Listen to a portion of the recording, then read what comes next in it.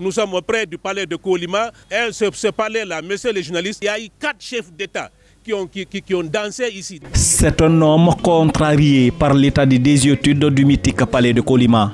L'expression d'un souvenir des années de gloire, transformé aujourd'hui en amertume face au visage actuel que présente l'infrastructure culturelle qui a fait les beaux jours du Fouta et de toute la Guinée au temps du premier régime. Ce patrimoine au passé culturel et artistique implacable est aujourd'hui en ruine au plus grand regret des nostalgiques des années de l'indépendance. J'avoue que depuis très longtemps, je me suis impliqué parce que depuis la présence de monsieur Aldiana Fodé, qui était ministre de la Jeunesse, nous lui avons écrit, nous l'avons même invité ici à la baie, qui constate de visu l'état de délabrement de la Kolima, pour qu'il nous accompagne.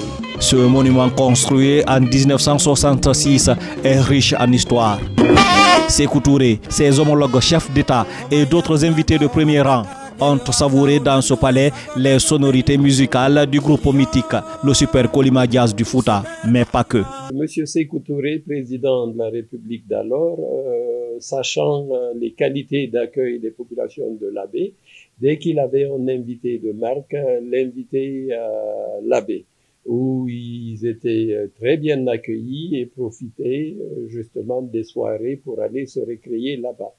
Ils y dansaient et sur le son de l'orchestre du Kolima Jazz. Il y a eu le président Fidel Castro, il y a eu Sékou Touré, président du Niger, Brezhnev, je crois, de la Russie. Il est venu ici. Beaucoup d'autres chefs d'État, surtout des chefs d'État africains, sont venus ici. Au niveau des orchestres, vous avez parlé de Kolima Jazz, du Super Kolima Jazz de l'abbé. C'était l'orchestre fédéral de l'abbé qui animait souvent ces soirées d'ensemble. Mais en dehors de l'orchestre fédéral de l'abbé, il y a eu un orchestre cubain, Aragon. Aragon est venu jouer dans ce palais. Tout ce passé glorieux ne peut être oublié. Longtemps plongé dans un état de délabrement poussé, l'infrastructure pourrait bientôt faire peau neuve.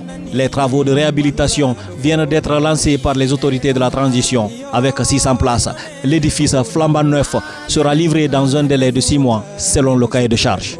Ce bâtiment, symbole de l'identité artistique de la baie, soutient le ministre de la Culture. C'est ici que Feu Ahmed Sékou Touré a esquissé ses derniers pas de danse sous la douce voix de la légende Myriam Makeba. Le palais de la Kolima, bien plus qu'une simple bâtisse.